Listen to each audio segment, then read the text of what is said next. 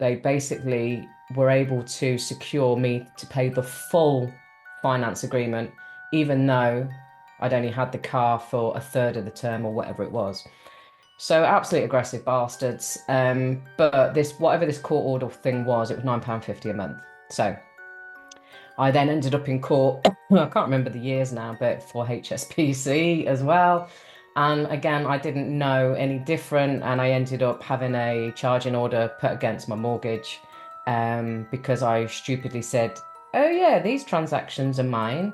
Because the solicitor that was representing HSBC, he was like 12, and he was waffling on, and the judge or whoever it was basically went, "Shh," because he could see me like looking at this paperwork, and he knew that this guy was probably going to talk himself out of a win. So of course, you're remember, Miss Clark, you are under oath, and I'm like, so So yeah, are you, Judge. exactly. This was quite a few years ago.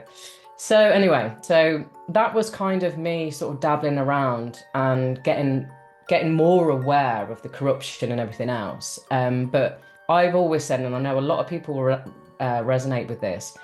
I haven't got that brain, like reading through all this legalese crap and trying to understand the law and this, that, and the other. And so I just looked at the headlines and I dabbled a bit and I never really got well versed in it.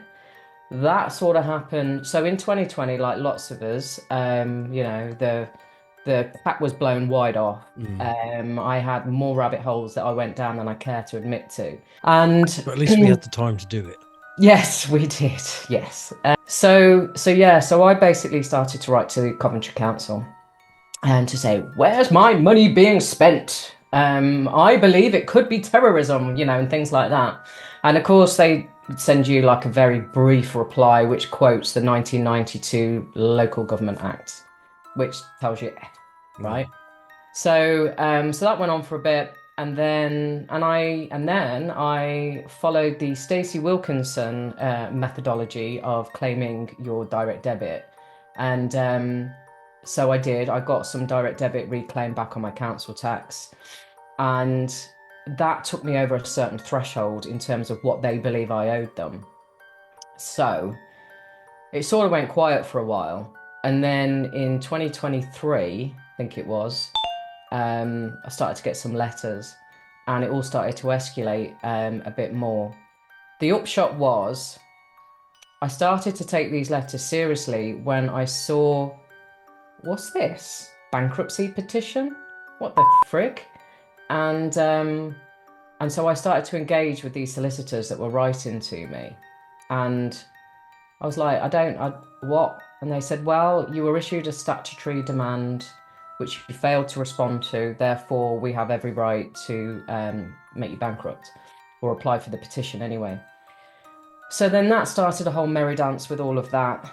And long story short, I guess, I ended up in court for the first time May last year, 2024. Took a lot of support with me because I think it was about 2 weeks prior to that, I'd ended up in Sherwood Forest, as you do, meeting Robin Hood and the Merry Men. But basically, it was the peace officers, Oh, really? Okay. yeah, doing a swearing in ceremony for the Cool. sheriffs, etc.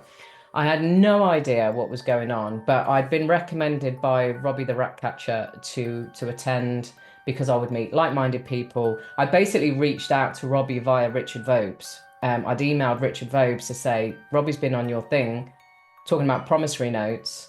I really need to speak to him. And Richard kindly shared his details, and that's how me and Robbie started talking. Okay. And that's how I ended up in Sherwood Forest.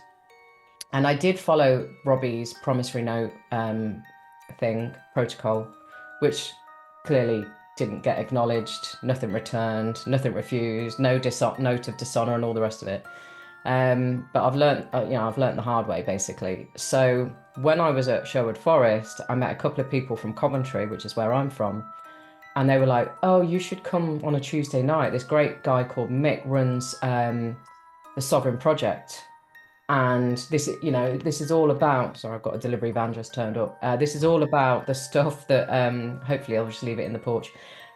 This is all about this sort of stuff, and you'll get loads of support, this, that, and the other. And I was like, I do music on a Tuesday. I'm not sure I want to get into this, you know.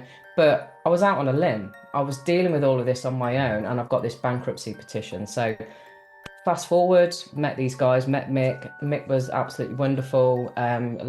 Some of your viewers will know him, Mick Butler. He's been on Vobesy, he's been on mine. He's now my partner. So we went to court. There was probably about 10, 11 of us.